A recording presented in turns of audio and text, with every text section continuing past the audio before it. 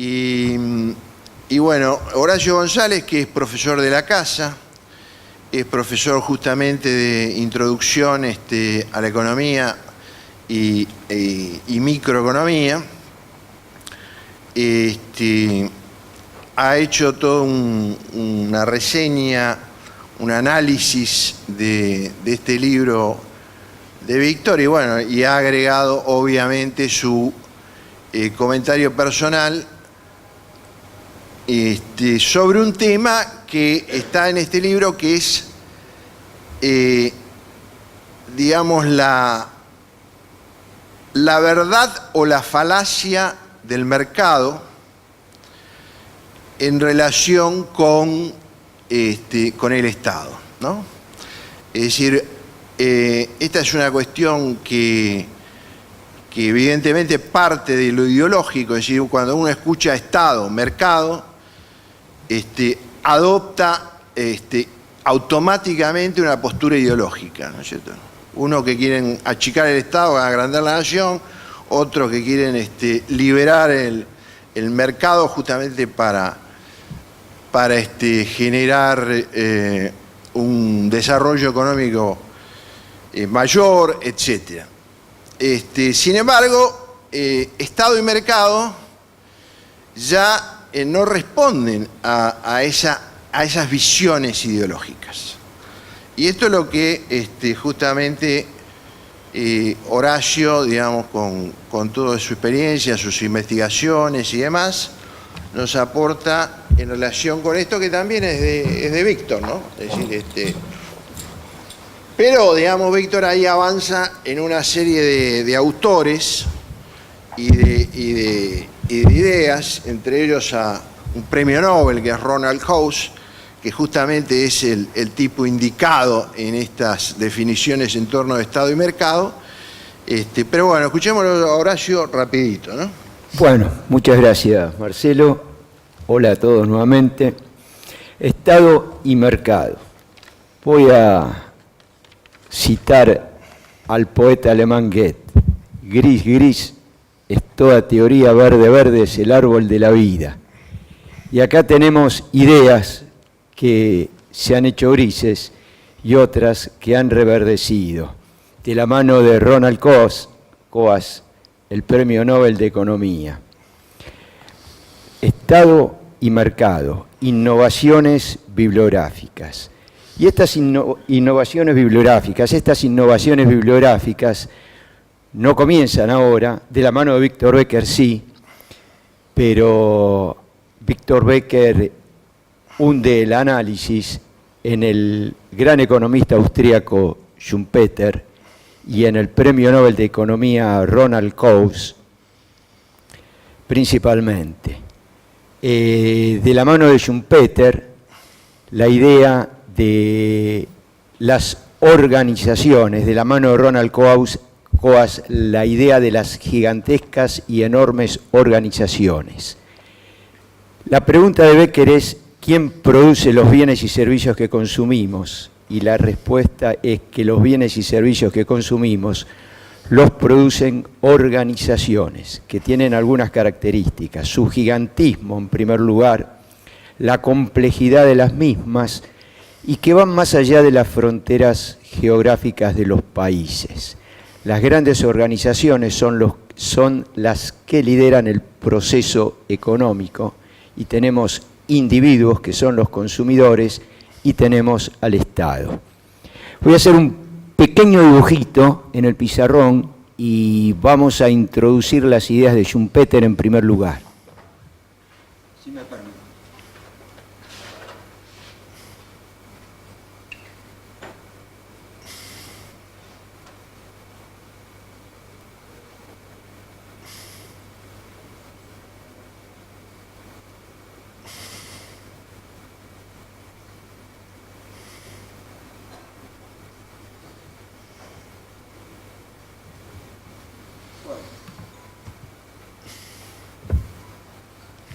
Ahí tenemos el esquema de la competencia imperfecta que todos mostramos en los cursos de microeconomía, si me salió bien el dibujo. Ahí tenemos entonces el esquema que todos mostramos en los cursos de economía de la competencia imperfecta. Espero que me haya salido bien el dibujo y no se me haya escapado ningún detalle. El primero, Schumpeter, observa que, bueno, ahí en ese dibujo que nosotros siempre hacemos en los cursos, toda empresa, su nivel óptimo de producción es aquel en cual el ingreso marginal es igual al costo marginal, y luego hay una curva de demanda del mercado, la empresa es la industria, la gran organización ya no es la empresa es la industria, y la línea que sube llega hasta la curva de demanda y ahí aparece el precio de equilibrio. El precio al que la producción de la organización va a ser colocado en el mercado. Esa pequeña línea, ese segmento de línea que une el punto sobre la curva de demanda y el punto en el que el costo marginal es igual al ingreso marginal, Schumpeter va a decir que es la ganancia extraordinaria de la organización, por encima del costo marginal. Esa ganancia extraordinaria por encima del costo marginal, parte de ella va a ser reinvertida en los departamentos de investigación y desarrollo con vistas a la innovación tecnológica, que va a ser la raíz del monopolio del producto y de la diferenciación de ese producto. Es el siglo XX donde el marketing ha salido ganador en esta gigantesca batalla de la diferenciación de productos con la tecnología, y es ese diseño de productos con sofisticada tecnología la que se ha impuesto y ha hecho que fundamentalmente esa tecnología sea la base del monopolio. Monopolio tecnológico. Sí, yo voy a hacer como Fantino, viste, que pregunta. Te escucho. Viste que no te entiendo, viste, que vos o recalco la importancia de lo que vos estás diciendo y que me lo aclares. El tema, claro, el monopolio, porque la tecnología genera una extrema diferenciación de producto. La tecnología genera una extrema diferenciación de producto. Y eso, claro, y el tipo que tiene la tecnología domina el mercado en función de la tecnología. En función de la tecnología, el tipo que tiene la tecnología tiene poder de mercado. Está, absoluto, digamos. Poder de mercado absoluto. Claro, entonces, y eso vos decís que es dominante en el siglo XX, se transforma en dominante en el siglo XX. Eso se transforma en dominante en el siglo XX y va a ser dominante en el siglo XXI. Y en el 22. No, entonces, digamos que lo que vos estás diciendo, que aquella idea de que el mercado es competitivo, donde competitivo por ahí no deja de ser en el fondo, pero digamos lo competitivo, históricamente nosotros lo veíamos por una multitud de productores, es decir, atomización de mercado, ¿no? Eso es competencia perfecta y homogeneidad de producto. Homogeneidad de producto, transparencia en la información. Claro, es decir, las tres condiciones de mercado libre, liberal y concurrencia. Claro, no existen. No existen. Bueno, sí. Lo que no existe o lo que se ha transformado radicalmente en la idea de mercados competitivos es la asignación de recursos a través de los precios. Hoy podemos hablar de asignación de recursos a través de otros mecanismos, principalmente que no son los precios. Por ejemplo, las grandes organizaciones asignan los recursos a través de la coordinación de las distintas unidades administrativas y de las directivas. Las directivas en las complejas organizaciones, en las gigantescas corporaciones, asignan recursos principalmente y dominantemente por encima de lo que puede haber de asignación de recursos a través del sistema de precios. Y ahí es donde intervienen las ideas de Ronald Coase, el premio Nobel de Economía, donde se pregunta por qué las organizaciones cuál es la razón de ser de las grandes organizaciones, y la respuesta que da está en lo que se llamó más adelante costos de transacciones.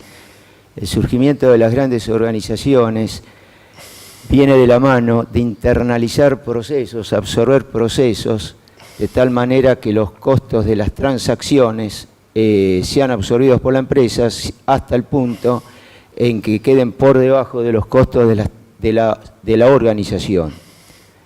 O sea que para absorber actividades, los costos de organización tienen que quedar por debajo de los costos de transacción. Entonces la empresa internaliza actividades. El caso contrario, cuando los costos de organización se hacen mayores a los costos de las transacciones, las empresas externalizan actividades. Esto es, digamos, el tema de que yo, empresa, integro verticalmente o horizontalmente, absorbo, ¿no? Es decir, chupo otras empresas menores y hago negocio, tengo menos costo que comprando fuera de la empresa.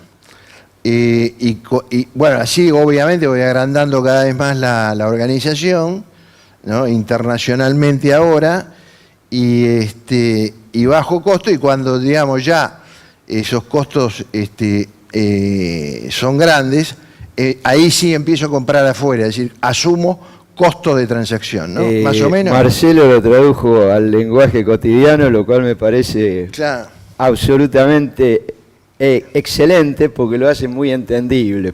A mí me cuesta un poco más bajarlo al lenguaje cotidiano, pero es exactamente así.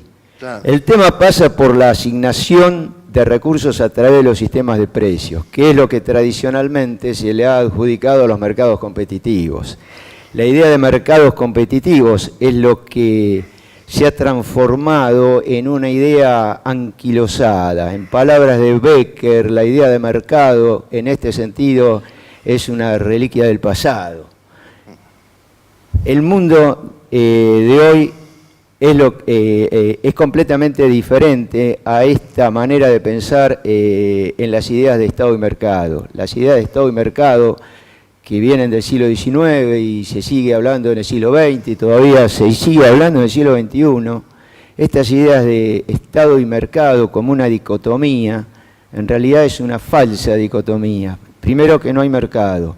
Segundo, que se le ha asignado al Estado el papel de solucionador de fallas del mercado, y una de esas fallas es la competencia imperfecta, la competencia monopólica.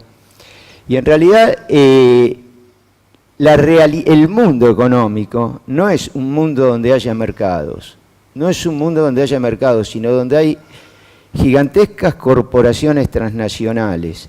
Y esa es la realidad que debe afrontar la teoría microeconómica, el estudio de estas gigantescas corporaciones transnacionales que realizan sus transacciones dentro de ellas mismas, que se venden y se compran a través de las unidades administrativas y más allá de las fronteras de los distintos países.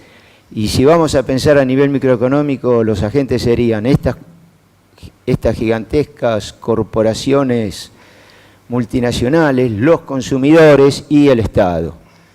Esto puede parecer un poco chocante, pero vamos a citar algunos números. Es decir, acá hay algunos liberales, porque esto seguro que le choca a un liberal, ¿no? En realidad yo no creo que pase por el tema de ser liberal o no serlo. Yo lo que considero es que cuando uno mira los números... La chicana para un amigo. Cuando uno mira los números, los números son sorprendentes. Cuando leemos a Becker nos habla de 66.000 gigantescas corporaciones, de las cuales señala unas 800 como las más importantes y pone una estadística. La estadística dice, en palabras de Becker, que estas 800 gigantescas corporaciones contribuyen al Producto Bruto Mundial en lo que contribuyen las 144 economías no avanzadas. Y esta lectura en Becker parece difícil de despertar la emoción, pero le vamos a poner un poco más de número. Cuando Becker habla de que 144 economías tienen un producto bruto y que las 800 empresas, organizaciones más grandes del planeta y transnacionales contribuyen al producto por el valor de esas 144 empresas, está refiriéndose en esas estadísticas, aunque no lo dice en el libro Economía y Estado, a las estadísticas del Fondo Monetario Internacional. Voy a señalar un poco qué significan estas estadísticas. El Fondo Monetario Internacional clasifica a las economías en economías avanzadas y en economías emergentes y en vías de desarrollo.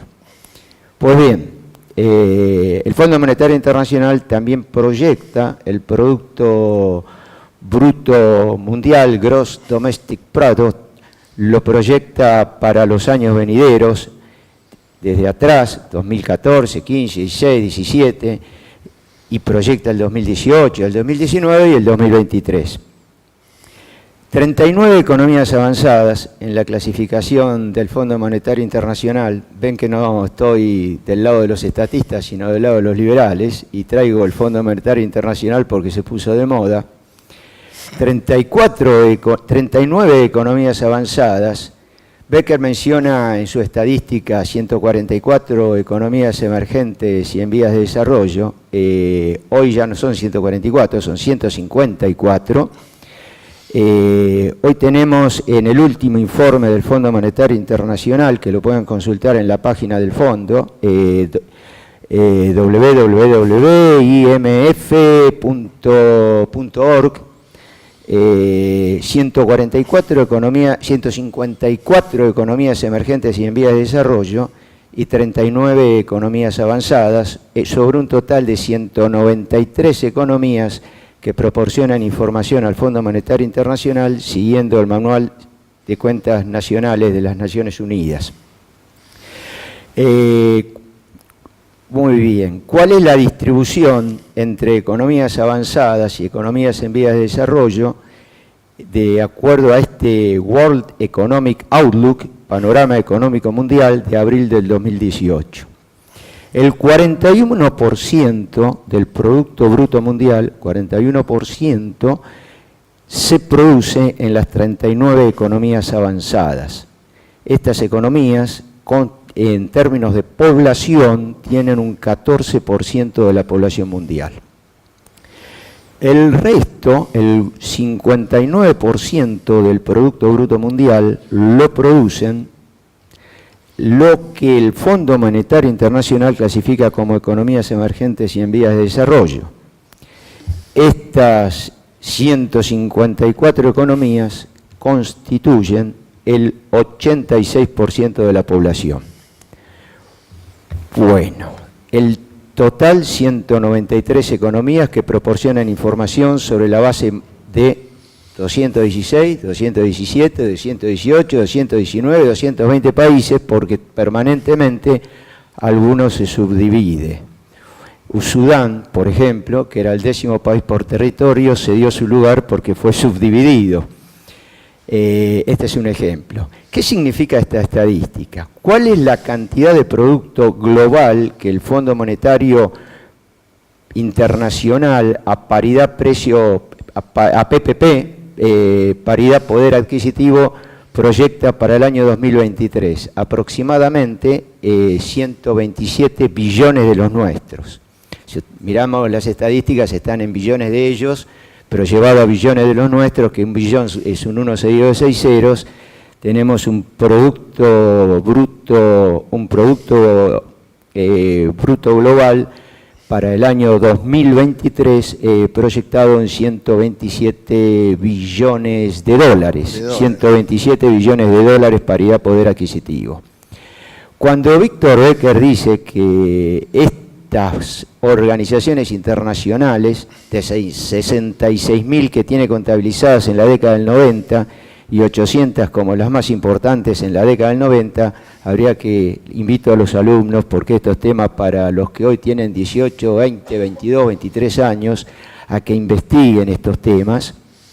¿Cuántas son las empresas multinacionales hoy? Si la estadística que cita Becker la podemos actualizar, si las 800 principales contribuyen al Producto Global en la misma proporción que lo que contribuyen las economías emergentes y en vía de desarrollo, se lo dejo a ustedes, alumnos jóvenes, para que investiguen a fondo. Perdona, vos decís que hay 800 multinacionales cuya producción equivale a la producción de los 150 países emergentes. Voy a leer textualmente a Becker. Si no, dejá, porque ya terminamos porque esto es cortito. Así. Bueno, lamentablemente tengo que cortar. Pero es lo que yo te digo. Es así. 800 multinacionales producen lo que producen 150 países emergentes o en la década del 90. O en vía de desarrollo. En la década del 90. Si lo extrapolásemos a la década actual, porque los porcentajes en la década del 90 eran apenas un poco diferentes,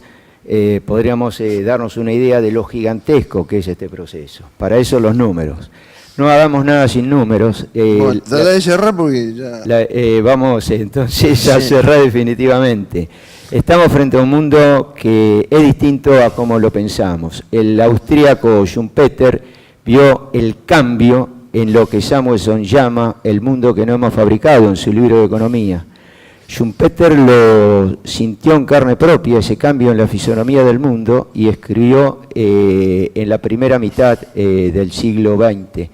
Nosotros hoy, y ustedes, jóvenes de 20 años, van a percibir que la fisonomía del mundo está cambiando otra vez. Quizá lo dramático del cambio sea similar al que percibió Schumpeter en aquella época, pero estamos asistiendo a un cambio dramático donde las organizaciones toman el control del proceso y tenemos que estar atentos para entender cómo se produce el proceso económico y cómo se produce el poder de mercado, el poder económico y los poderes políticos de acá en adelante.